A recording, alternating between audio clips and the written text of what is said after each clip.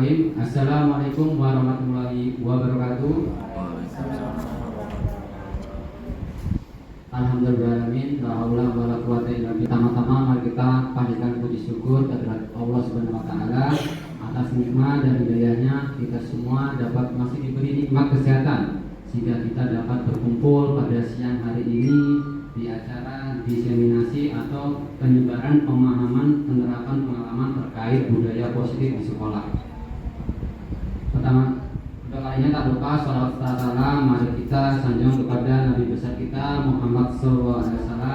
Semoga di akhir nanti kita mendapat syafaatnya. Amin ya rabbal alamin. Yang sama-sama kita hormati Ibu Kepala Sekolah, Ibu Dwi Astuti. Yang sama-sama kita hormati Pak Kasutama sebagai Bapak Kurikulum dan Bapak Ibu semua yang berbahagia dan saya hormati semua. Baik, izin Bapak Ibu, pertama kami ucapkan terima kasih atas kehadirannya di acara penerapan pemahaman budaya positif di lingkungan kita SDN Gunung 1. Yang pertama tentunya pembukaan. Kedua, ya nanti ada sambutan dari kepala sekolah dan selanjutnya yaitu pemaparan terkait budaya positif CGP Angkatan 10 Jakarta Selatan dari saya sendiri, Setiawan, nanti dilanjut oleh Pak Nazril Hadi. Marilah acara ini kita buka dengan basmalah. Bismillahirrahmanirrahim. Baik, untuk acara selanjutnya ada sambutan atau pengarahan dari ibunda kita yaitu Kepala Sekolah SDN Gunung 1 kepada Ibu Dwi Astuti, kami persilakan.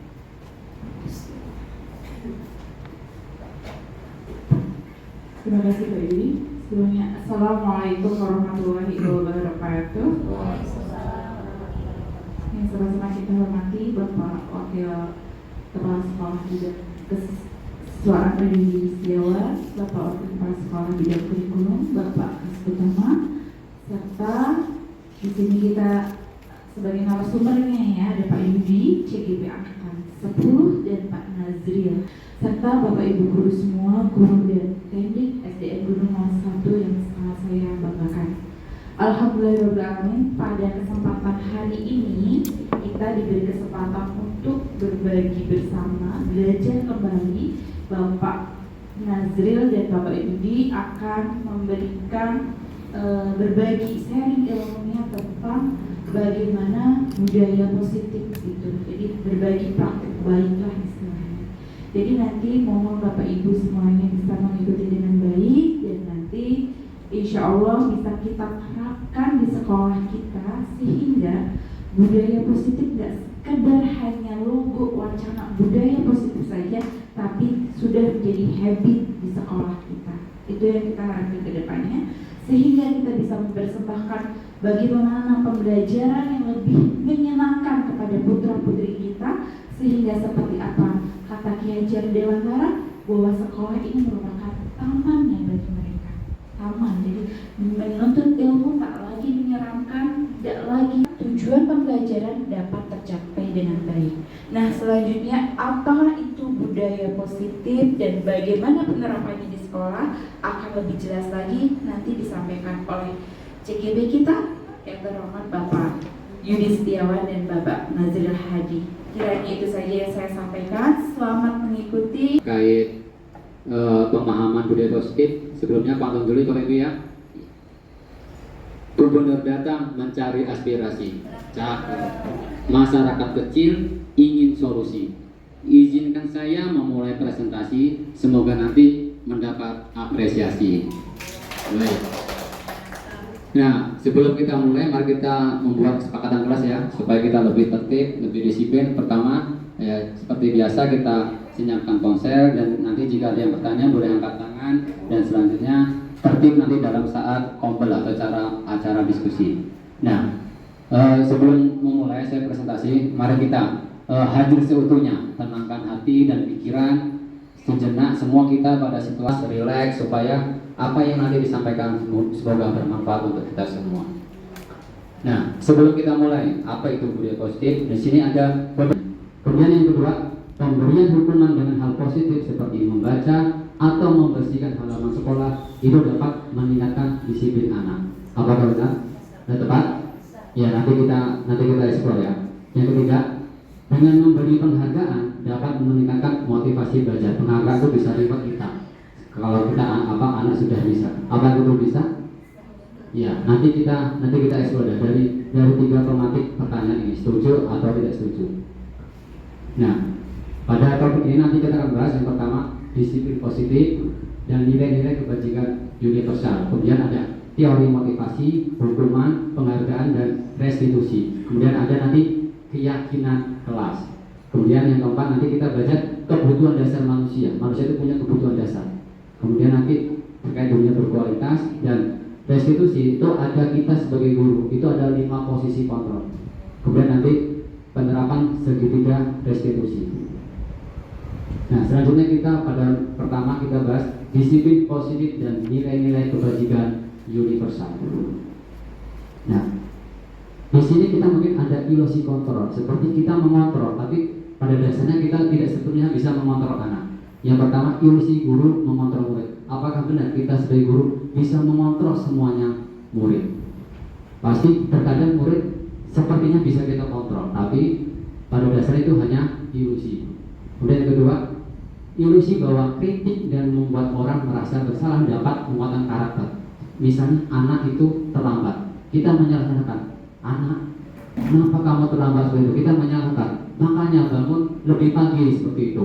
Apakah itu nanti bisa membuat karakter dia lebih disiplin? Itu ilusi nanti ya. Kemudian yang ketiga, ilusi bahwa semua penguatan positif itu efektif dan bermanfaat. Di sini penguatan positif itu seperti reward. Kita memberi penghargaan. Misalnya kita anak ini bakatnya lebih baik, kita kasih reward. Ini nak kasih bintang misalnya di kelas rendah, kelas 1, kelas 2. Apakah itu nanti bisa membuat anak lebih disiplin atau itu sangat bermanfaat dengan kita memberi penghargaan atau reward pada anak? Itulah nanti ilusi. Karena anak kalau diberi penghargaan, memang dia akan mengikuti misalnya. Ayo anak, nanti yang bisa kerjakan Pak Guru kasih bintang, Pak Guru kasih permen. Nanti kan anak awalnya termotivasi, tapi nanti kejadiannya kalau si guru misalnya di kelas 2 Bu Yanti melaksanakan seperti itu, misalnya Bu Yanti nggak masuk, digantikan Bu Ana memberikan pembelajaran seperti itu, apakah anak itu tetap konsisten? Mau akan itu, misalnya Bu Ana nggak siap punya permen, nanti malas lah Bu Ana nggak dapat permen. Nah itu berarti penghargaan itu tidak selamanya positif nanti. Nah seperti itu ya. Itu kalau seperti itu terkait dengan kita memberi penghargaan ke anak supaya anak lebih disiplin atau dengan menerapkan budaya positif. Kemudian ilusi bahwa orang dewasa memiliki hak untuk memaksa. Kita ini kan guru sebagai orang dewasa. Apakah kita berhak memaksa anak ikutin kehendak kita?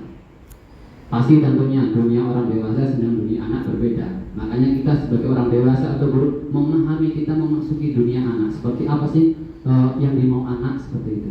Itu juga ilusi. Nah, di sini ada perubahan paradigma antara stimulus respon dan teori kontrol atau teori pilihan. Pada stimulus respon di sini contohnya kita mencoba mengubah orang agar berpandangan sama dengan kita. Kita mempengaruhi anak atau mempengaruhi teman supaya berpandangan seperti kita. Itu stimulus respon. Bagaimana kalau kita mempunyai teori kontrol? Kita berusaha memahami pandangan orang lain tentang dunia. Bukan kita mengajak orang untuk mengerti pada kita, tapi kita berusaha memahami cara pandang orang lain. Kita nggak berhak memaksa orang mengikuti pandang seperti kita. Seperti contoh misalnya, ada misalnya di sini pulpen. Menurut kita ini pulpen paling bagus. Kita harus pokoknya, ini pulpen paling bagus ya. Nah, seperti itu tidak bisa. Tapi kita memahami bagaimana cara dia menyintai pulpen ini. Nah, itulah di sini teori kontrol. Kita harus memahami cara pandang orang lain. Jangan memaksakan seperti kehendak kita. Kemudian nih, berperilaku buruk dilihat sebagai suatu kesalahan. Kalau ada orang berperilaku buruk atau murid berperilaku buruk itu sebagai suatu kesalahan. Nah, murid berbuat kesalahan itu wajar karena masih sekolah untuk belajar perubahan. Nah, kita sebagai guru menuntut dari kesalahan itu kita bina anak itu supaya tidak terulang kembali, bahkan bisa lebih baik lagi. Itu kalau stimulus respon. Gimana teori kontrolnya? Semua perilaku memiliki tujuan. Anak terlambat, mungkin dia punya alasan. Anak tidak bisa mengerjakan matematika, mungkin dia punya alasan atau punya masalah. Nah, di sini kita posisi kontrol kita sebagai guru bisa mengontrol anak bagaimana. Nah, kemudian orang lain bisa mengontrol saya. Ini stimulus respon. Bagaimana terkontrolnya? Hanya Anda yang bisa mengontrol diri Anda. Nih, di sini orang lain bisa mengontrol saya. Seolah anak itu kita kontrol sesuai dengan kita. Tapi yang sesuai dari kontrol itu hanya Anda yang bisa mengontrol diri sendiri. Misalnya anak terlambat, kita kasih pemahaman. Anak, waktu itu tidak akan berubah selamanya, pasti 24 jam. Bagaimana kalian bisa mengontrol waktu? Nah, seperti itu. Jangan anak itu dikontrol sama, misalnya dikontrol sama guru seperti itu. Anak itu punya kebebasan juga, punya merdeka. Yang penting kita arahkan, kita tuntun. Kemudian yang tanya pemaksaan ada pada saat bujukan gagal. Maksudnya kalau kita bujuk, kita rayu gagal, kita paksa. Misalnya seperti itu. Pertama kita rayu gak bisa, kita paksa. Itu stimulus respon. Gimana teori kontrolnya? Kita berkolaborasi menciptakan pilihan-pilihan baru. Kita diskusi sama anak, pendekatan, bagaimana mencari pilihan-pilihan yang membuat anak lebih lebih mau berubah seperti itu. Kemudian model berpikir menang atau kalah, seperti kompetisi, menang atau kalah. Bagaimana teori kontrolnya? Model berpikir menang, optimis dulu, jangan pesimis seperti itu. Kita menenangkan karakter anak, optimis dulu. Mau lomba, kita mungkin berusaha, iya optimis dulu, jangan menang kalah biasa. Awalnya jangan seperti itu, kita yakin menang seperti itu. Itu kan membuat anak akan teori kontrol kita kepada anak. Kemudian di sini kita di dalam budaya khusus itu ada makna disiplin. Apa disiplin itu? Disiplin itu sesuai bahasa Latin artinya belajar, ya, atau berkonotasi seperti disiplin diri dari murid-murid. Disiplin membuat orang menggali potensinya menuju sebuah tujuan. Namun pada budaya kita, makna kata disiplin telah berubah menjadi sesuatu yang dilakukan seseorang pada orang lain untuk mendapat kepatuhan. Di sini kata kuncinya kepatuhan. Disiplin itu untuk kepatuhan. Namun cara kecenderungan umum menghubungkan kata disiplin dengan ketidaknyamanan, bukan dengan apa yang kita hargai atau mencapai suatu tujuan mulia. Di sini pasti disiplin kata kuncinya kepatuhan. Kalau kita patuh, ya disiplin. Nanti kita eksplor lagi apa itu disiplin. Ya, di sini ada nilai-nilai kebajikan universal. Nilai kebajikan universal itu sifat-sifat positif manusia yang merupakan tujuan mulia yang ingin dicapai. Seperti kalau kemarin waktu itu kita visi itu ya nilai-nilai kebajikan.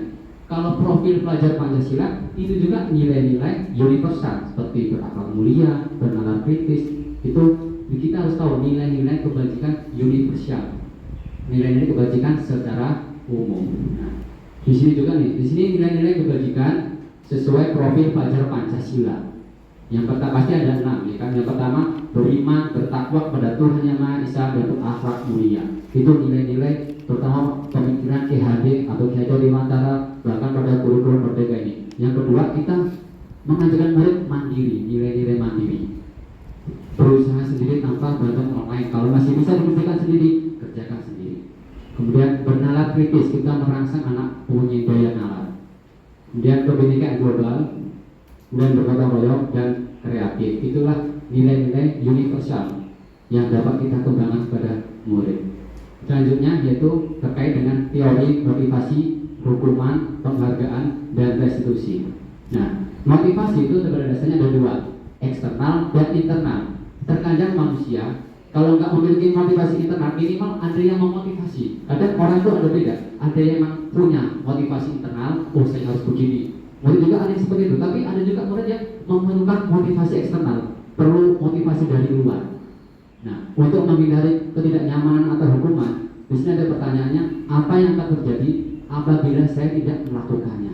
Nah, seperti itu motivasi eksternal dari luar.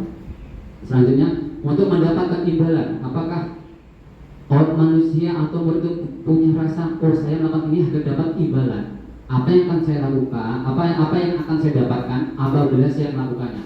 Seperti tadi, oh saya bisa menjawab pertanyaan, nanti saya akan dapat pensil, saya akan dapat permen.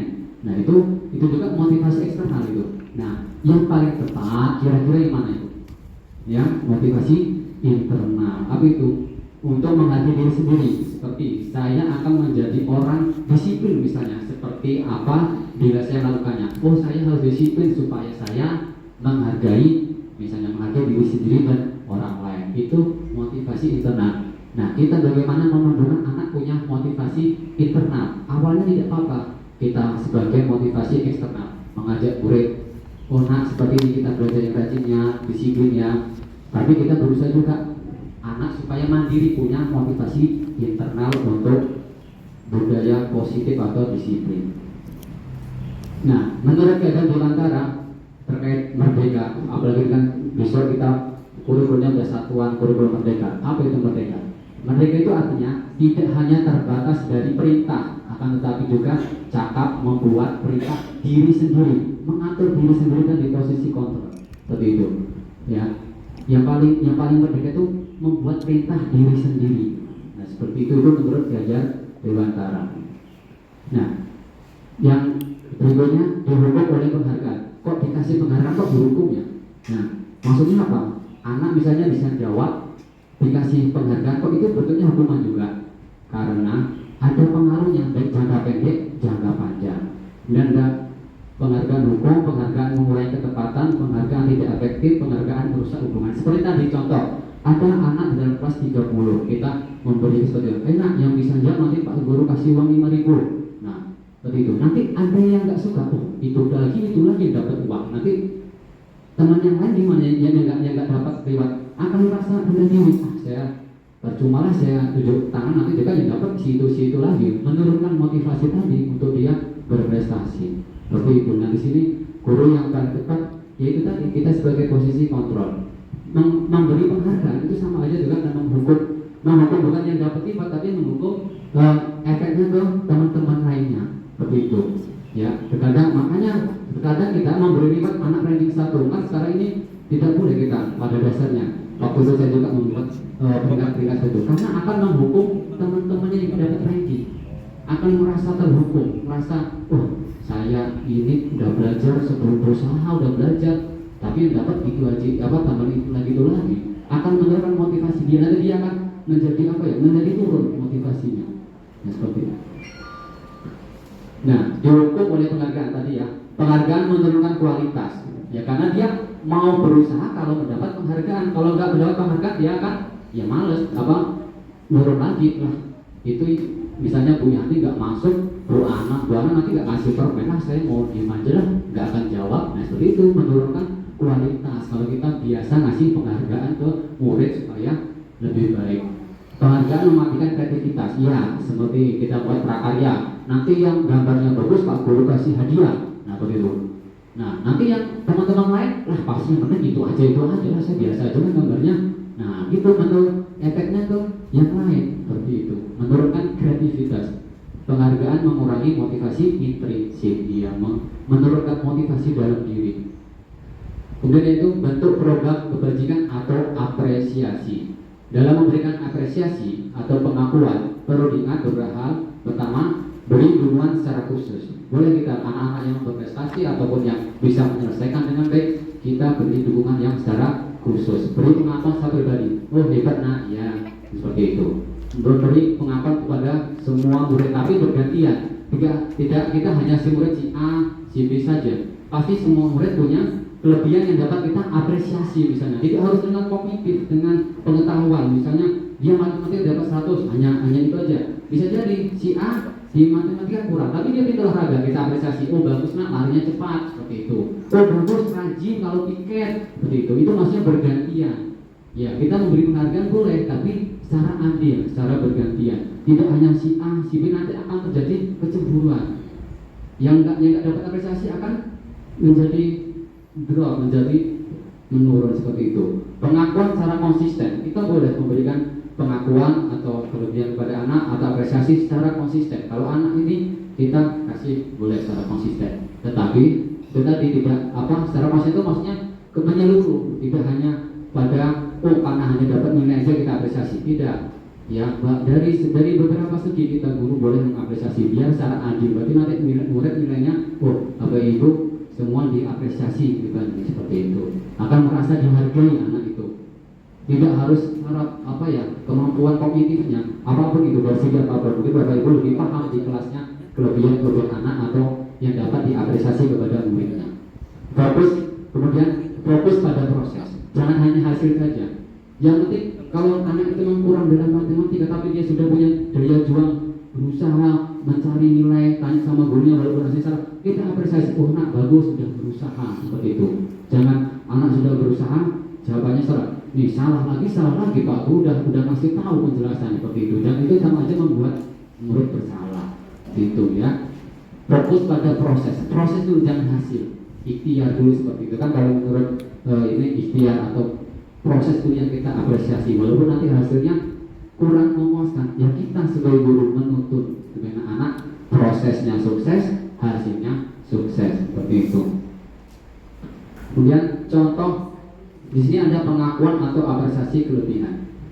Contoh, kemarin saya perhatikan nilai kebajikannya apa? Empati. Rasa empatimu besar sekali. Pada situasi apa? Pada saat menolong murid baru di kelas kita, misalnya seperti itu. Ya. Di sini ada kalimat pembuka, ada nilai kebajikannya apa? Di sini nilai kebajikannya empati. Situasinya ada saat menolong. Contohnya lagi, saya menghargai kepedulianmu pada saat kamu membantu teman-temanmu di tugas kelompok. Belum kita memberikan apresiasi kepada murid tuh. Pak Guru bangga kamu membantu teman-teman piket dengan sehingga kelas jadi bersih, itu dengan lengkap. Kita menggunakan dengan kalimat pembuka dan nilai kebajikan apa yang kita apresiasi pada situasi apa, seperti itu. Ya, di sini contohnya juga bisa nih, terima kasih. Terima kasih untuk nilai kebajikannya apa? Rasa tanggung jawabmu. Terima kasih untuk rasa tanggung jawabmu. Situasinya apa? Oh, pada saat kamu membuat kertas membersihkan di lantai. Dengan kita memberi apresiasi, anak itu merasa bangga. Oh, saya dihargai. Nah, seperti itu. Nanti akan membentuk dia habit, budaya positifnya habit, seperti itu. Ya, yang terus ini kita mengapresiasi secara adil menyeluruh di kelas kita. Nah, Bapak Ibu pastikan nih, di sini ada hukuman dan konsekuensi. Nah, yang kita apa yang kita lakukan itu pelajaran PJOK, tanda baca olahraga. Hukuman atau konsekuensi? Ayo, di sini, ini nih kita cek. Nah, yang PJOK ini konsekuensi, karena memang pelajarannya. Nah, kan kalau pelajaran olahraga boleh kan memang pelajarannya untuk pemanasan seperti itu. Tapi kalau kita guru kelas, anak terlambat, oh kamu lapar dari dulu lapar 1 kali seperti itu hukuman akan membuat anak berat seperti itu. Nih, di sini hukuman 1 kali karena tidak mendidik ya, enggak. Nah, kemudian ini datang belakang dan terlambat karena ini tidak dijelaskan pada pelajaran apa. Kalau kita guru kelas menyuruh anak berlari, itu bentuknya hukuman atau hukuman fisik seperti itu. Nih, push up, hukuman. Kemudian kalau ini konsekuensi, ya kita mengajar anak tanggung jawab di sini nilai kebajikannya. Ini anak mencoret-coret kertas, kemudian kita meminta anak bagaimana seharusnya kamu sudah mencoret ini, Pak saya mengganti kertas ya. Nah itu konsekuensi. Nah konsekuensi bedakan hukuman dengan konsekuensi. Bahasa gitu. Terus kita terapkan ke anak-anak, bisa ada orang tua. Kita melakukan ini dengan hukuman, ini konsekuensi karena untuk bentuk tanggung jawab seperti itu. Nah, membersihkan tumpahan air konsekuensi ini tidak menggunakan sepatu karena misalnya aturan sepatu hitam, lepas sepatunya, nggak boleh pakai sepatu selama di sekolah, itu hukuman. Nah, pada saat pelajaran olahraga boleh kalau dalam teori ini karena olahraga memang gerak. Nah, tetapi kalau kita guru kelas atau guru agama nyuruh push up suruh lari, itu hukuman. Kalau guru agama misalnya gimana? Boleh. Coba karena kamu terlambat, gimana keyakinan kamu atau gimana sebaiknya? Kita nanya, jangan kita menghakimi anak. Oh iya Pak, baca surat ini. Nah, itu konsekuensi. Tapi kalau kita menyuruh lari, pusat, nah itu hukuman. Seperti itu ya. Nih, perbedaan hukuman dan konsekuensi. Hukuman apa? Sesuatu yang menyakitkan, baik fisik, verbal, nah itu menyakitkan. Kalau konsekuensi, sesuatu harus terjadi. Kalau kita mencoret-coret kertas temannya, misalnya ada anak, ya yang harusnya bagaimana? Ganti sebagai bentuk tanggung jawab. Kalau kita menumpahkan air di meja temannya, misalnya, ya kita harus membersihkan meja, itu bentuk tanggung jawab, konsekuensi. Nah, seperti itu. Ya, paksaan kalau hukuman.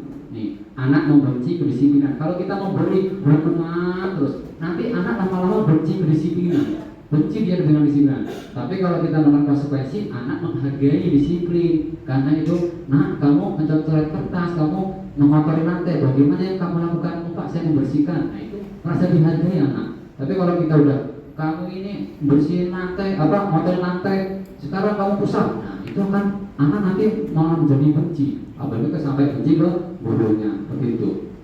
Konsep diri yang buruk, nanti dia akan menempatkan diri dia buruk karena dihukum terus seperti itu. Tapi kalau kita menerapkan konsekuensi, insya Allah dia akan, oh iya kalau saya begini nanti saya begini, seperti itu.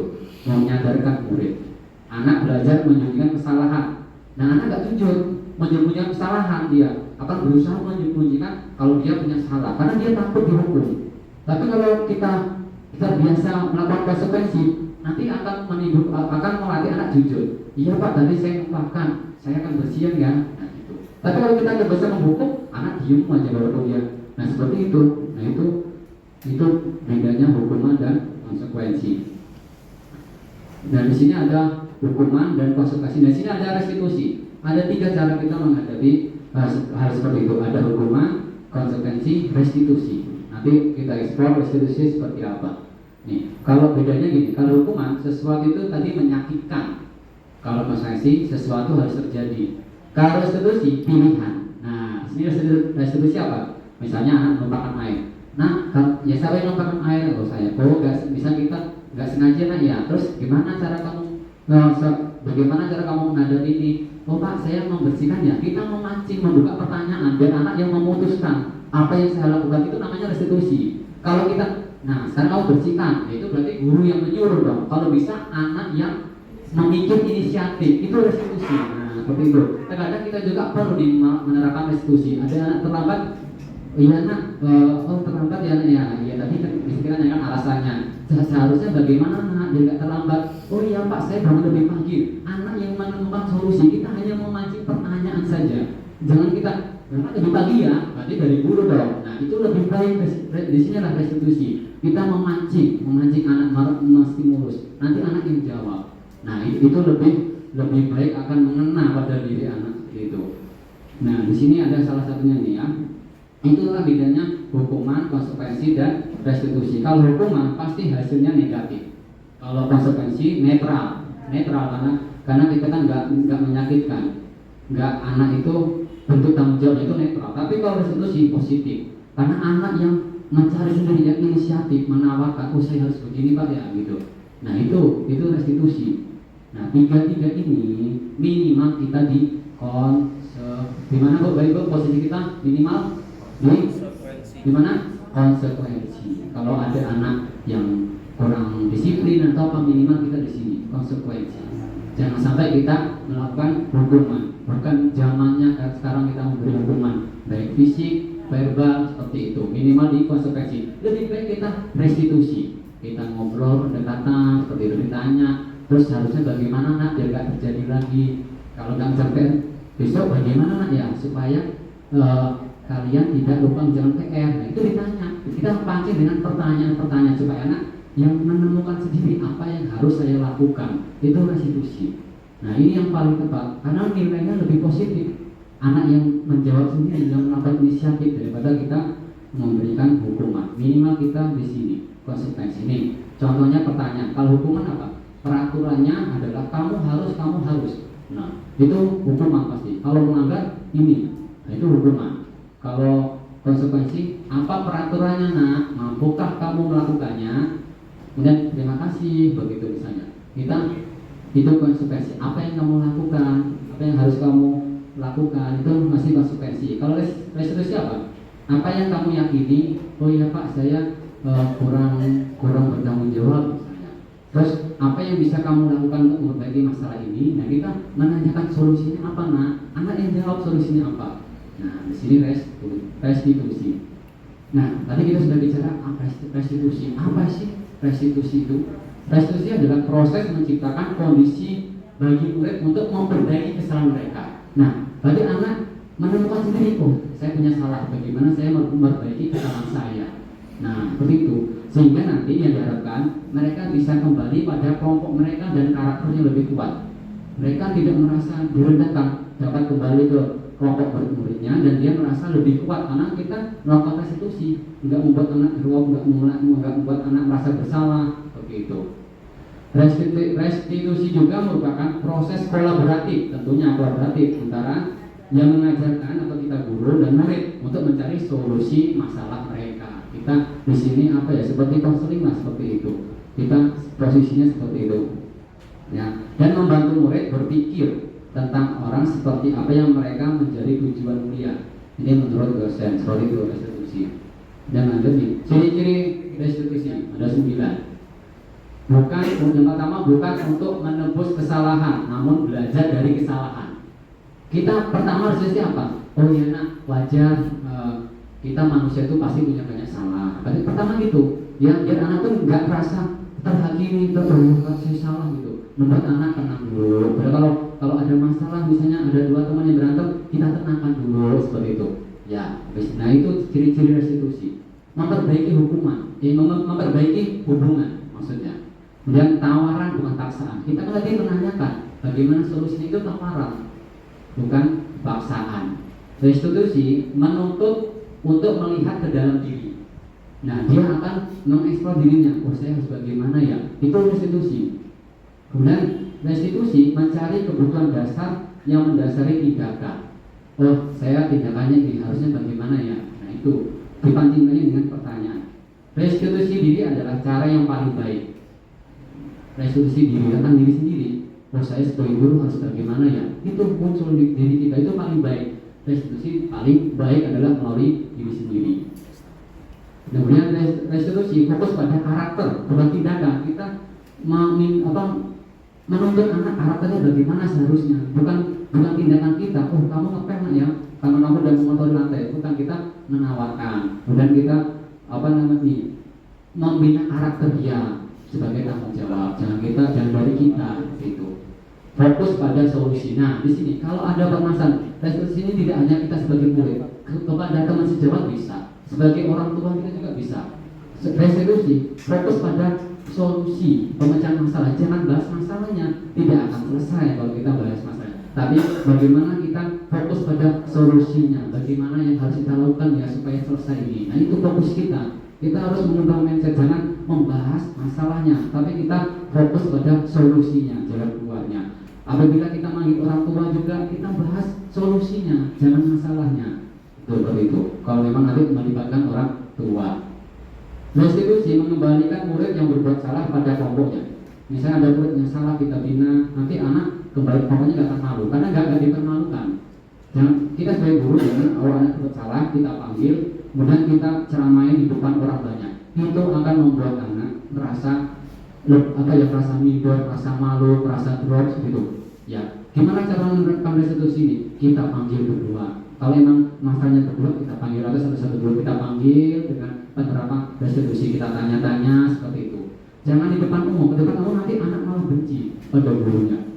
Bukannya dia akan jadi positif, nanti lama-lama dia akan benci pada guru, benci pada disiplinan seperti itu. Dan pada ketiga itu keyakinan kelas. Apa sih keyakinan kelas itu? Nah, mengapa tidak peraturan saja, mengapa harus keyakinan kelas?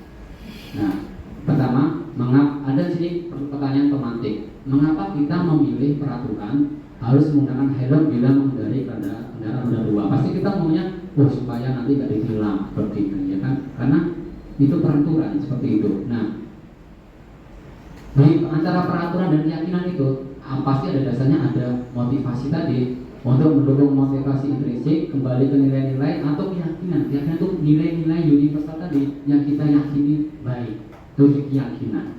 Lebih menggerakkan seseorang dibandingkan mengikuti serangkaian peraturan. Misalnya, jika datang terlambat akan disuruh bosan. Itu kan misalnya sanksinya ini. Itu peraturan. Gimana keyakinannya? Misalnya keyakinannya kita menghargai orang lain. Apa maksudnya di sini keyakinannya misalnya menghargai orang lain? Kenapa? Karena kalau terlambat itu kan pasti akan mengganggu fokus anak-anak yang sedang belajar. Berarti mengganggu kita kurang menghargai orang lain karena mengganggu kita di proses belajar mengajar yang sudah berjalan baik. Nah, sini kita menerapkan anak, kita haruslah menghargai orang lain. Nggak hanya menghargai orang lain, menghargai diri sendiri seperti itu. Nah, di sini yang pertama itu pasti kita peraturan kelas, pasti dimanapun kita pasti ada peraturan. Nah, yang lebih baik lagi apa? Keyakinan kelas. Di atasnya itu keyakinan kelas tuh. Di atasnya peraturan. Kemudian ada lingkungan positif. Nah, terciptalah lingkungan yang positif. Nah, yang paling supaya kita, insya Allah kita bisa menjadi kita apa? Budaya positif, menjadi habit dan menjadi kebiasaan, tidak harus disuruh. Itu namanya budaya positif. Nah, di sini ada dua. Ada di sini sama-sama kesepakatan kelas. Menurut Bapak Ibu, mana yang keyakinan, mana yang istilahnya peraturan? Yang seperti kiri, ini kanan ya? Yang mana? Yang hijau atau yang ini? Yang warna mana? Yang termasuk keyakinan? Hah? Kira-kira yang mana? Yang ini, yang berwarna hijau ini atau yang seperti ini? Kira mana? Yang keyakinan kelas? Yang ini? Iya, yang ini ya. Ini keyakinan kelas. Nilai-nilai yang baik kita bisa jadi. Kami guru dan murid saling menyayangi. Itu keyakinan kelas. Nah, terus kalau menyayangi gimana? Berarti kan nggak boleh membuli. Berarti itu nanti penjabarannya. Kita boleh buat keyakinan kelas di sekolah, nanti bisa ditempel nanti ajaran baru buat keyakinan kelas. Nah, anak dilibatkan cara membuat keyakinan kelas. Nah, itu. Kami misalnya selalu menjaga kebersihan. Nah, itu keyakinan kelas. Nah, kalau kesepakatan kelas atau peraturan datang tepat waktu, kalimatnya itu lebih apa ya? Lebih memerintah seperti itu. Menjaga kebersihan sekolah. Nah, itu bedanya kesepakatan kelas dengan keyakinan kelas. Nah, di sini ada kegiatan pendalaman keyakinan kelas dengan misalnya tabel P sama tabel Y. Nah, di sini contoh. Pertama di sini ada nih, terlihat nih, berempati di sini misalnya keyakinan kelasnya. Perilakunya apa? Misalnya tersenyum dengan ramah seperti itu pada muridnya, memberikan postur tubuh yang tenang, misalnya seperti itu, tidak merespon teman yang kalau ada teman senyum kita bahas senyum, itu perilakunya. Nah nih, di sini terdekannya apa? Satu orang berbicara, yuk saya bantu, kita bisa selesaikan ini bersama. Pasti temannya bilang terima kasih seperti itu. Itu bentuk rasa hormat kita. Misalnya baru kita ajarkan menghormati orang lain. Nah di sini ada hormat, di sini ada bekerja contohnya. Tekun bekerja dan menyimak guru. Yang itu tanpa, yang tidak tanpa apa? Tidak mendengarkan guru dan acuh tak acuh seperti itu. Itu terkait dengan kegiatan pendalaman keyakinan kelas. Nah di sini ada peraturan, di sini ada keyakinan kelas. Selalu kembalikan buku ke tempatnya. Ini termasuk keyakinan kelas bukan? Selalu kembalikan buku ke tempatnya. Nanti kita lihat. Kemudian yang kedua, dilarang mengganggu orang lain. Nah di sini, ya. Nah nih, hadir di sekolah 15 menit sebelum pelajaran dimulai. Nah, coba berani. Dilarang melakukan kekerasan. Nah, dilarang menggunakan narkoba. Ini mungkin pada SMP, SMA. Bergantian atau menunggu giliran. Gunakan masker, kemudian jangan berlari di kelas atau koridor. Nah, keyakinan kelasnya apa? Tadi nih, selalu mengembalikan buku ke tempatnya. Itu keyakinan kelas apa? Tanggung jawab. Kita menanamkan nilai-nilai tanggung jawab. Dilarang mengganggu orang lain. Apa keyakinan kita? Menghormati orang lain. Nah, situ bedanya. Kalau kita kita sepakat kita harus menghargai orang lain. Berarti kalau mengganggu itu ya tidak sesuai dengan keyakinan kelas. Seperti itu. Ya, misalnya nih, dilarang melakukan kekerasan. Sama tadi menghormati orang lain atau menjaga keselamatan seperti itu. Misalnya nih, apa peraturannya? Jangan berlari di kelas ya. Nah, kita menanam keyakinan kelasnya apa? Keselamatan atau keamanan seperti itu bedanya peraturan dengan keyakinan kelas. Nah ini kebutuhan dasar manusia. Pada dasarnya itu manusia itu punya kebutuhan. Kalau salah satu tidak terpenuhi, nanti akan timbul suatu masalah. Ada 5 kebutuhan dasar manusia. Nih di sini ada rasa sayang dan rasa diterima. Pastilah kita ingin diterima orang lain, kita ingin dikasih orang lain. Pasti. Kedua, penguasaan. Pasti kita punya punya keinginan menguasai. Maksudnya menguasai itu ya kita berperan di situ. Kemudian kebebasan. Pasti kita punya kebutuhan dasar kita ingin bebas, gak hanya dikekang terus begitu. Itu pasti anak juga punya kok kebutuhan dasarnya kebebasan. Kemudian kesenangan. Apalagi anak SD, jiwanya masih ingin senang-senang. Ini yang tengah itu bertahan hidup, survival, bertahan hidup. Nah, bertahan hidup itu apa misalnya? Ya misalnya makan, seperti itu bertahan hidup. Nah kalau salah satu nggak terpenuhi nanti akan timbul masalah. Misalnya anak suatu saat yang saya misalnya waktu itu dulu pernah anak ini tidak pernah dikasih uang jajan. Hanya dia gimana? Bisa aja dia mengambil uang temennya atau nanti minta-minta. Ya karena kebutuhan dasar bertahan hidupnya tidak terpenuhi. Nah, kebutuhan dasar hidupnya tidak terpenuhi. Kalau kebutuhan dasar tidak terpenuhi, pasti dia akan membuat suatu perbuatan. Kebebasan misalnya, dia misalnya di rumah dikekang sama orang tuanya, tidak boleh ngapa-ngapa di rumah aja. Di sekolah bagaimana? Yang terjadi bisa aja dia usil ke temannya, seperti itu, dia aktif. Makanya kita perlu mungkin dia kebutuhan kebebasannya tidak terpenuhi, atau dia nanti di kelas dia tidur, atau karena ngantuk dijelasin gurunya, karena dia nggak punya kebebasan, gurunya aja yang aktif, gurunya diem aja, lama-lama ngantuk muridnya atau nggak masuk ilmunya. Ya karena itu nggak diberi kebebasan, anak itu punya pendapat, punya ide, diajak belajar bersama, begitu. Di sini rasa sayang atau rasa terima, pasti murid itu ingin diterima sama teman-temannya. Nah, nanti kalau nggak terpenuhi gimana? Dia akan merasa rendah diri. Dia ada kesenangan. Pasti murid juga belajar tuh ingin senang atau dengan teman-temannya ingin kesenangan. Itu kebutuhan dasar manusia. Di sini ini 5 kebutuhan dasar manusia. Bahkan kita juga pasti nih, kalau salah satu nggak terpenuhi pasti timbul masalah seperti itu.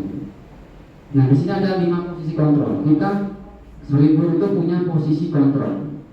Yang pertama apa posisi kontrolnya? Penghukum. Kedua, membuat orang merasa bersalah. Ketiga, teman. Keempat, pemantau atau monitoring. Kelima, manajer.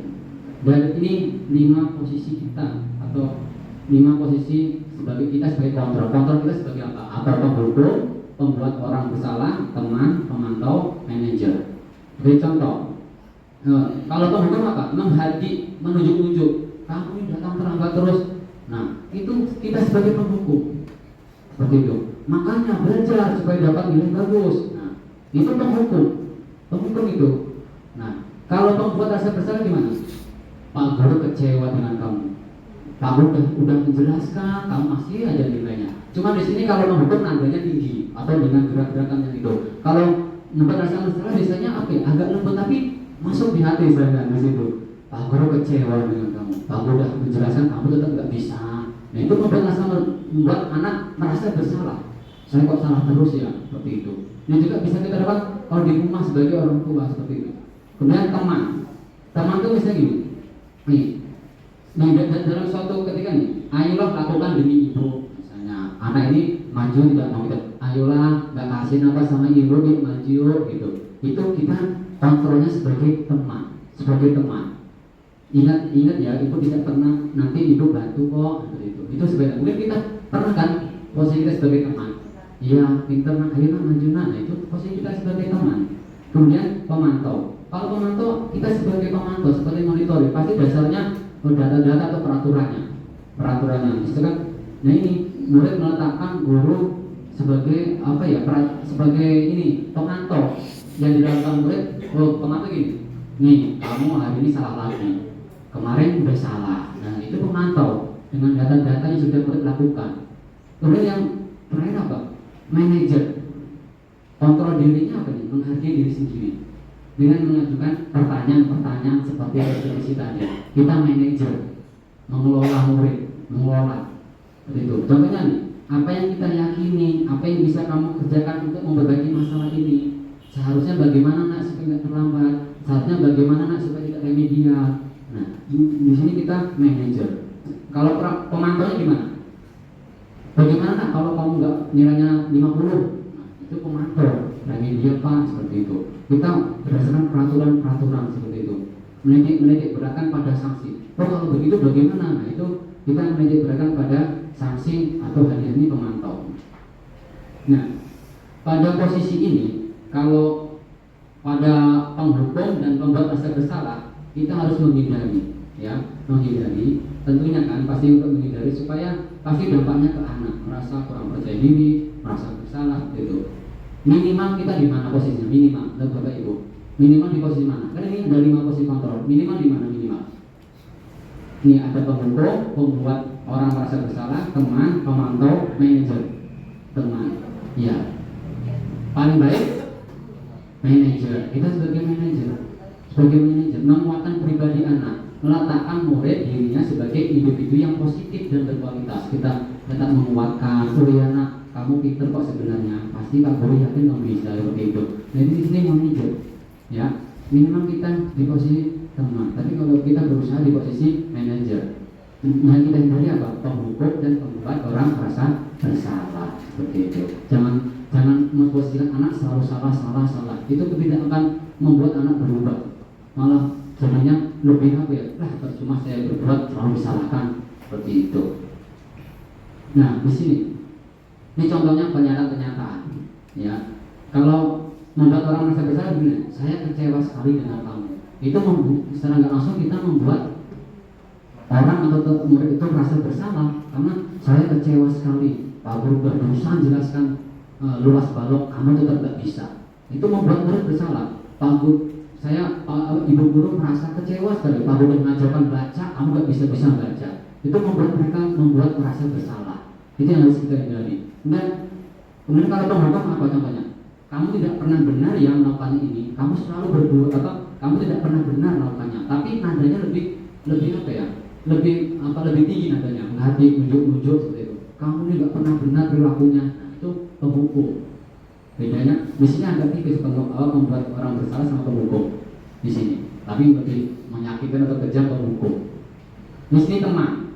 Contohnya pada situasi apa? Contoh ciri-cirinya, ayolah lakukan demi ibu ya, ayo nak lakukan demi ibu gitu. Itu kita maksudnya dia sebagai teman murid. Nah seperti itu, kita membujuk rayuan, membujuk itu posisi kita sebagai teman. Kemudian selanjutnya, apakah kamu mau mendapatkan stiker? Itu pemantau, maksudnya kamu nanti kalau betul Pak kasih ini ya, itu pemantau misalnya. Nih manajer, bagaimana kamu bisa menyelesaikan masalah ini? Nah, seperti itu, kita manajer, seperti kita menerapkan restitusi. Kalau misalnya kita memberi kuis, kalau betul pulang, kita ngomong, kamu terus yang paling terakhir, itu penghukum. Nah, seperti itu ya. Di sini bergerak, peraturan, pemantau, konsekuensi atau dia menjadi nilai manajer untuk memperbaikinya. Nah, di sini nih contohnya nih. Kalau kamu tidak, saya akan itu memberi hukuman. Kalau kamu tidak disiplin, saya akan seperti itu. Biasanya kalimat-kalimat untuk menghukum, membuat anak tidak nyaman. Gimana kalau manajer nih? Apa yang kamu yakini? Apakah ini benar? Kita tanya-tanya aja. Murid dia yang jawab, biar mengeksplor. Seperti itu. Bagaimana berbagi masalah ini? Nah, itu restitusi sebagai manajer. Nah ini yang terakhir, penerapan segitiga restitusi. Nah, kenapa segitiga? Karena ada 3 langkah. Kalau kita menghadapi murid yang bermasalah atau punya masalah, pertama kita menstabilkan identitas. Kita menstabilkan dulu. Kalau anak itu amarah, kita tenangkan dulu. Sabar. Coba kita yuk apa? Hirup nafas, buang dulu. Biar anak tenang dulu, menstabilkan identitas. Nah, betul. Kita juga bisa juga dengan teman lagi emosi. Yo sabar, yuk ambil nafas dulu, keluarkan. Itu menstabilkan identitas. Setiap orang pasti mendapat kesalahan. Terus kita tanya, ada masalah apa? Misalnya, Bapak, Bu, saya dibully, saya makanya saya tunjuk seperti itu. Oh iya, dibully ya? Iya, Pak juga nggak seneng kok kalau Pak dibully seperti itu. Kita menstabilkan dulu, biar anak tenang dulu. Dan gitu, kita merasakan. Nah, kalau anak itu emosi karena dibully, oh iya dibully, iya Pak Guru tahu kok rasanya dibully gak enak ya, itu kita menstabilkan dulu identitas dia, menstabilkan dulu, kita tenangkan dulu, gitu. Kemudian juga apa? Validasi kebutuhan. Contohnya apa? Kamu tentu punya alasan karena melakukan itu, misalnya gini, anak itu bisa bilang, oh Pak Guru yakin kamu punya alasan. Apa alasannya tadi melakukan itu? Nah ini validasi kebutuhan. Habis dijawab, tanya lagi, adakah cara yang lebih baik selain yang kamu lakukan tadi? Nah itu kita nanti seperti itu. Di situ validasi kebutuhan. Terus apa yang kamu butuhkan, apa yang bapak ibu bentuk, seperti itu. Nah validasi kebutuhan, apa sih yang anak butuhkan? Kita tanya, tapi jangan kita memberitahu. Anak kita tanya, nanti kan berjawab seperti itu. Pertanyaan terbuka. Kemudian yang terakhir apa? Menanyakan keyakinan. Nah yang terakhir ini menanyakan nilai apa yang telah kita sepakati misalnya. Oh iya Bu, kita harus menghargai orang lain. Tadi kan berantem, misalnya kita hubungan dengan tadi anak yang saling membuli seperti itu. Kemudian kamu ingin menjadi seperti apa sih sebenarnya? Kita tanya. oh Bu, saya inginnya dihargai sama teman, saya nggak ingin dibully seperti itu. Nah, kita menginstruksi terus pertanyaan itu, yaitu dengan menanyakan keyakinan seperti itu. Dengan menerapkan sertifikat restitusi, insya Allah kita akan menjadi guru yang berpihak pada murid. Dengan anak lebih termotivasi, nggak merasa direndahkan, nggak merasa bersalah seperti itu. Nah, di sini contohnya stabilkan emosi, menstabilkan identitas. Misalnya, berbuat salah itu manusiawi kok, nah, tidak ada manusia yang sempurna. Itu awalnya gitu tuh, menstabilkan diri, tenang dulu. Ya, jangan, oh kamu salah terus, bisa pasti salah. Nah, itu malah stres. Kita stabilkan dulu, iya manusia itu punya salah seperti itu. Ibu tidak tertarik mencari siapa yang benar, siapa yang salah. Misal gitu, kita mulai dari itu. Bapak Guru nggak ingin tahu siapa yang salah, siapa yang benar. Nah, Pak Guru lebih tertarik bagaimana menyelesaikan masalah ini. Seperti itu, menstabilkan dulu. Nah, apakah kamu menyalahkan dirimu sendiri terus? Apakah kamu menyalahkan temannya terus? Nah, di sini kita menstabilkan dulu. Ini bisa kita terapkan kok nggak hanya pada murid, ya, dalam kehidupan kita. Seperti itu. Kemudian, ya, validasi kebutuhan. Membantu murid mengenali kebutuhan dasar yang dipenuhinya. Nah, seperti itu. Misalnya tadi kebutuhan 5 dasar tadi, kebebasan, seperti itu, bertahan hidup. Contohnya buruk kata gimana? Kamu bisa saja melakukan yang lebih buruk kok, misalnya lagi berantem, cuma megang kuping misalnya. Oh, Pak Guru yakin kok kamu bisa saja melakukan hal yang buruk, tapi kamu tidak melakukannya kan? Nah, gitu. Memvalidasi kebutuhan. Kamu pasti punya alasan kok melakukannya. Apa alasannya? Seperti itu. Kita tanya, kenapa itu berbuat seperti ini? Nah, kita tanya alasannya. Terus, apakah itu baik untuk kamu? Nah, kita tanya lagi, apakah itu penting bagi kamu? Kamu boleh tetap berusaha menjaga sikap itu, tapi tambahkan sikap yang lain. Kalau dia jawab, oh saya harus gini, adakah sikap lain yang bisa diperbaiki? Kita nanya terus, kita kejar terus, gali terus seperti itu. Nah, itu namanya validasi kebutuhan. Maukah kamu belajar cara lain untuk mendapat kebutuhan yang harus kamu itu tanpa harus memukul seperti itu? Ya, itu validasi kebutuhan.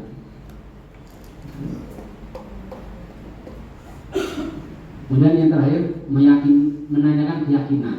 Nah, pada tahap terakhir, nilai apa yang kita percaya di sekolah ini, atau apa yang kita harus sepakati di sekolah ini, saling menghormati misalnya.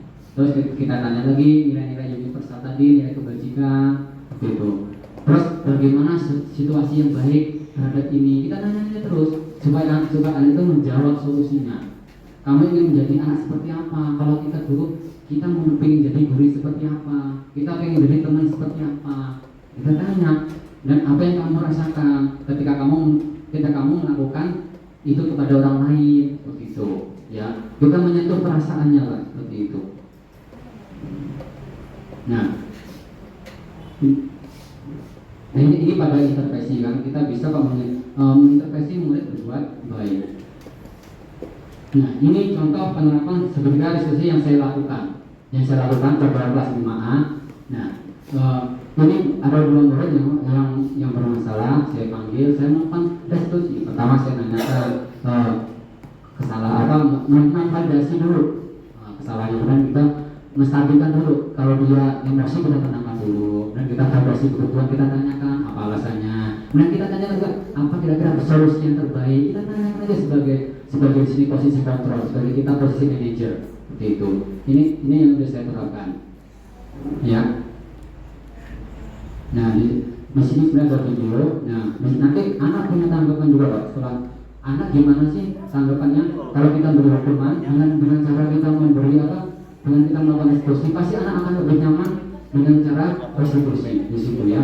Nah, di sini terkait kesimpulannya pada disiplin positif ya, ini ada teori kontrol, nih di sini ada teori motivasi, nilai universal. Ini yang tadi kesimpulan yang kita pelajari tadi, makna disiplin, ada teori motivasi, intrinsik, ekstrinsik, itu eksternal dan internal maksudnya, dan ada 5 posisi kontrol kita, penghukum sampai dengan manajer, dan ada 5 kebutuhan dasar manusia tadi, 5 kebutuhan. Nah, kita juga mengetahui nilai-nilai kebajikan universal tadi, kemudian kita turunkan menjadi keyakinan kelas, dan kita menerapkan segitiga restitusi tadi. Nah, refleksi di penghujung ini, hal baru apa yang menambah paradigma saya setelah mendapatkan ini? Nah, coba ada Pak Guru saya ingin tanggapannya ada satu atau dua dia dari tadi yang kita belajar bersama, ada nggak yang mengubah mindset kita atau paradigma kita? Apa Bu Dia kira-kira? Kira Iya. ada paradigma baru yang didapatkan atau ya apa? Jadi saya sempat juga yang di PMK itu. Iya. Memang ini lebih detail ya Pak. Iya. Awalnya memang agak lebih ini maksudnya sampai kemana gitu kan. Ternyata memang saya punya benang merah bagaimana sih kita menumbuhkan kesadaran diri pada siswa bahwasanya memang disiplin yang selama ini kita tahu kan dengan penuh hukuman, dengan penuh paksaan. Nanti kalau kita buat hukuman, yang ada dia tahu dengan hukumannya, bukan memang menarik sekali menurut saya ya Pak ya. Apalagi dari keyakinan kelas, bagusnya memang kemarin tuh saya sempat bertanya nih tadi, tapi Pak Yudi sudah menjabarkan ya bahwasannya disiplin positif untuk membuat sebuah kesepakatan kelas itu bagusnya di awal tahun ajaran baru. Misalnya hal kecil gitu kan, kita buat kesepakatan sama anak gitu kan. Di kelas itu boleh berisik nggak? Boleh, tidak boleh. Dibuatlah apa tuh namanya? Itu ya, take note ya Pak ya. Jadi beberapa kesepakatan memang dibuat dalam sebuah kelas yang akan berimbas pada budaya positif dalam sebuah sekolah. Ini sangat dahsyat banget kalau menurut saya ya. Jadi tertarik sama ini Pak, logonya Agim. Mulai dari dalam diri, mulai saat ini dan mulai dari sekarang gitu. Jadi memang gitu aja sih Pak, banyak banget yang bagus di dalam sini. Apalagi satu tuh Pak, saya agak bingung ya. Gimana sih cara kita sebagai guru memberikan reward? Kadang kan memang kita kasih reward. Saya sempat juga tuh Pak kayak buat bintang-bintang gitu kan. Ternyata memang mereka hanya mengharapkan bintang. Nah, apa yang salah sampai sempat kasih reward coklat gitu kan? Ternyata memang ternyata selama ini yang kita kasih itu ke anak itu bukan salah ya, kurang tepat. Nah, malah justru mereka mengharapkan hadiah, tidak untuk memperbaiki, tidak untuk kalau dengan belajar aku bisa lebih pintar gitu kan. Itu aja sih Pak. Ya. Baik, terima kasih. Tapi kita juga itu jadikan tuh habit, jangan sampai gurunya nggak masuk, gurunya masuk dia malas. Nah itu sama aja nanti membawa kurang dampak tadi itu sebagai hukuman. Baik, demikian yang dapat saya sampaikan terkait budaya positif. Terima kasih pada Bapak Ibu atas ulang waktunya terkait kita belajar bersama. Kita belajar bersama Pak, belajar bersama tidak saja menggurui, kita sama-sama. Semoga dengan budaya positif ini kita dapat menerapkan dalam kehidupan kita sebagai guru di kelas maupun di sekolah ya. Kurang lebihnya mohon maaf atas perbuatan atau perkataan saya menyinggung perasaan maupun perbuatan saya. Kurang lebihnya mohon dimaafkan. Bila taufiq wal hidayah. Wassalamualaikum warahmatullahi wabarakatuh.